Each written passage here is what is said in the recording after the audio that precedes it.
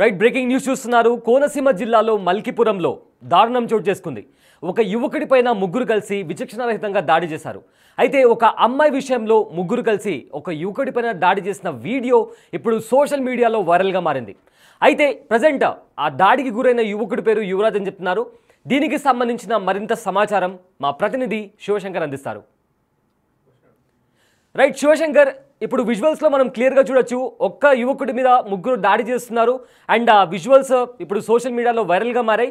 అసలు ఏంటి వాళ్ళు ఆ యువకుడిని కొట్టడానికి గల కారణాలు ఏంటి?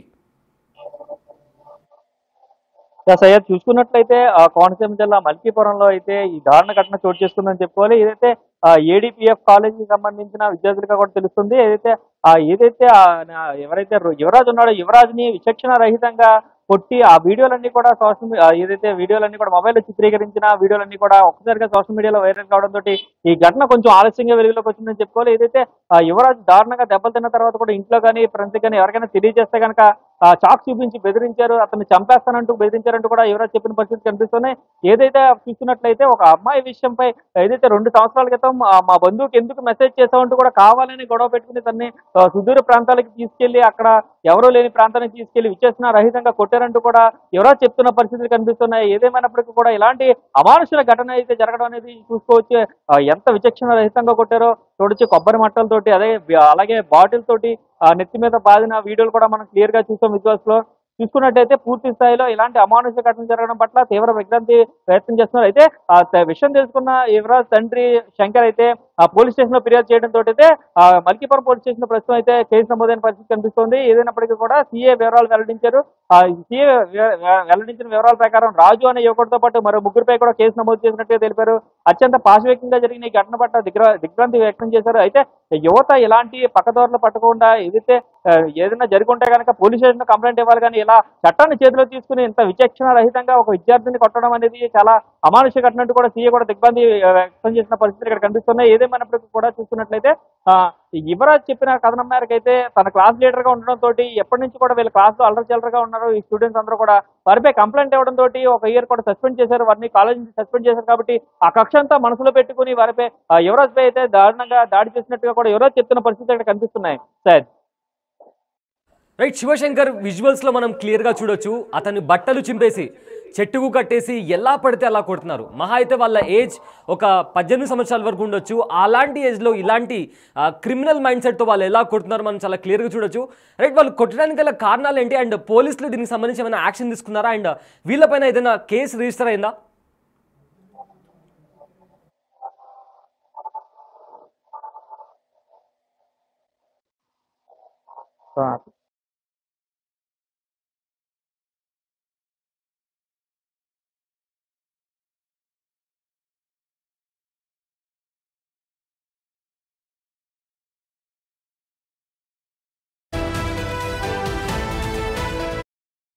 చాలా క్లియర్గా చూడొచ్చు ఎవరైతే ముగ్గురు దాడికి దిగారో వాళ్ళు అతని బట్టలు చింపేసి అదేవిధంగా చెట్టుకి కట్టేసి మరి కొట్టిన దృశ్యాలు మనం క్లియర్గా చూడొచ్చు.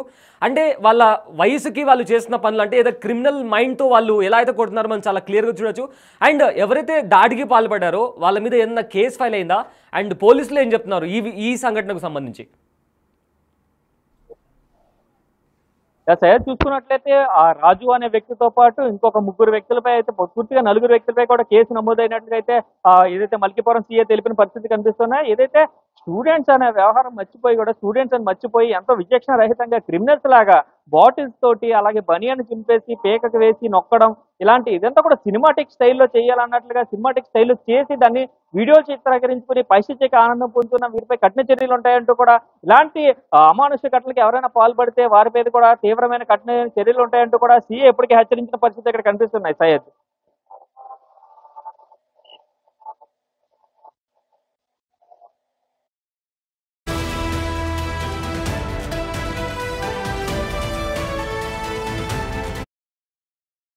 శివశంకర్, వీళ్ళకి సంబంధించిన కాలేజ్ వాళ్ళు ఇంటర్ విద్యార్థులని కూడా తెలుస్తుంది.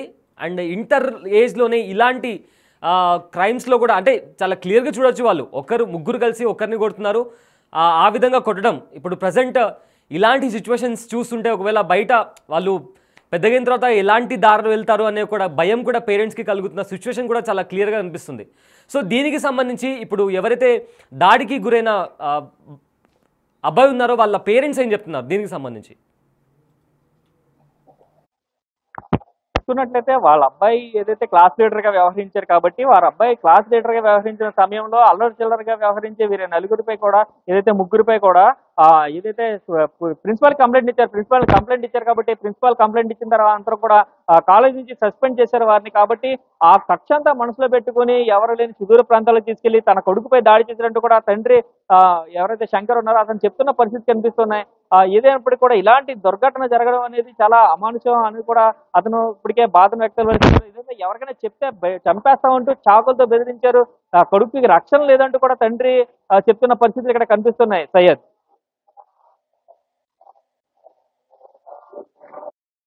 సో విజువల్స్లో మీరు చాలా క్లియర్గా చూడొచ్చు ఏ రకంగా అయితే కొడుతున్నారో. ఆ అమ్మాయి విషయంలో అతనిపైన దాడి చేసినట్లు తెలుస్తుంది. బట్ ఒకవేళ నిజంగా అలాంటిదే ఉంటే కన్సర్న్ అథారిటీ లేదా పోలీస్ స్టేషన్లో కంప్లైంట్ ఇవ్వాలి. కానీ ఇలా చట్టాలని తన చేతులు తీసుకొని ఒకవేళ అలా కొడుతున్నప్పుడు అతనికి ఏమైనా అయితే వాళ్ళ కెరియరే డేంజర్లో పడే అవకాశం కూడా ఉంది. సో విజువల్లో మీరు చాలా క్లియర్గా చూడొచ్చు. యువరాజు అనే ఒక అబ్బాయి పైన ముగ్గురు కలిసి అతి దారుణంగా దాడి చేస్తున్నారు, కర్రలతో కొడుతున్నారు. అతని షర్ట్ చింపేసి చెట్టుకు కట్టేసి మరి కొట్టే దృశ్యాలు కూడా మనం క్లియర్గా చూడొచ్చు. అయితే అమ్మాయి విషయంలో కొట్టారు అనేది ఇప్పుడు వినిపిస్తున్న వార్త. సో విచక్షణ రహితంగా ముగ్గురు కలిసి ఒక అబ్బాయిని కొట్టిన విజువల్స్ ఇప్పుడు సోషల్ మీడియాలో వైరల్గా మారుతున్నాయి. ఎలా పడితే అలా పిడుగుద్దులతో అతని మీద విడుచుకోబడుతున్నారు ముగ్గురు అబ్బాయిలు ఒకరి మీద. అయితే వీళ్ళు ఏఎఫ్డిటి జూనియర్ కాలేజ్లో ఇంటర్ చదువుతున్న యువకుడి పైన దాడి చేసినట్టు తెలుస్తుంది. అండ్ దాడికి పాల్పడిన రాజుతో పాటు మరో ముగ్గురి పైన కూడా కేసు నమోదైనట్టు తెలుస్తుంది. కోనసీమ జిల్లాలోని మల్కీపురంలో చోటు చేసుకుంది. ఒక యువకుడి పైన మరో ముగ్గురు యువకులు దాడి చేసినట్లు మనం విజువల్స్ చాలా క్లియర్గా చూసుకోవచ్చు. సో వాళ్ళు మాట్లాడుతున్న కాన్వర్సేషన్ని బట్టి చూస్తుంటే ముగ్గురు కలిసి ఒకరిని చిరుగబాదుతున్నారు. ఒకరి తర్వాత ఒకరు పిడుగుద్దులతో కర్రలతో ఆ యువకుడి పైన అతి దారుణంగా విరుచుకోబడుతున్నారు. విజువల్స్లో మీరు చాలా క్లియర్గా చూడొచ్చు.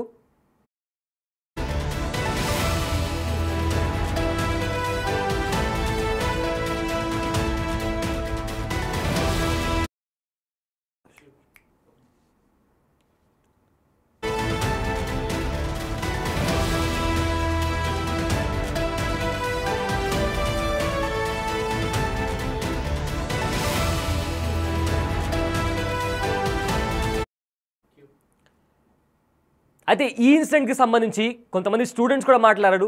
అందులో ఒక స్టూడెంట్ ఏమన్నారో ఒకసారి విందాం. గోడపల్లి గ్రామం, అది కాలేజీలో నేను క్లాస్ లీడర్గా చేసుకోనండి ఫస్ట్ ఇయర్ నుంచి. అప్పుడు వాళ్ళ కుర్రలు నా మీద చాలా రివర్స్ ఉండేవారు. క్లాస్ వస్తున్నప్పుడు అవి చాలా అలర్ చేస్తుందంటే నా మాటలు చేయట్లేదని కంప్లైంట్ ఇచ్చానండి. ఆ పగలవి పెట్టుకుని నా మీద గొడవ పెట్టుకుందాం అనుకున్నారు. నేను వాళ్ళతో గొడవ పడలేదు. ప్రిన్సిపల్ సార్ చెప్తే కొన్ని గొడవ వల్ల వాళ్ళని సస్పెండ్ చేశారండి. ఆ పగలన్నీ పెట్టుకుని నేను కాలేజ్కి వెళ్ళేవాడిని. ఇంటికి వచ్చేసేవాడిని. లక్వర్ని ఇలా తీసుకెళ్తున్నాము, అక్కడ దింపేస్తాను అని చెప్పేసి తీసుకెళ్ళి దారుణంగా కొట్టారండి. 2:30 గంటలు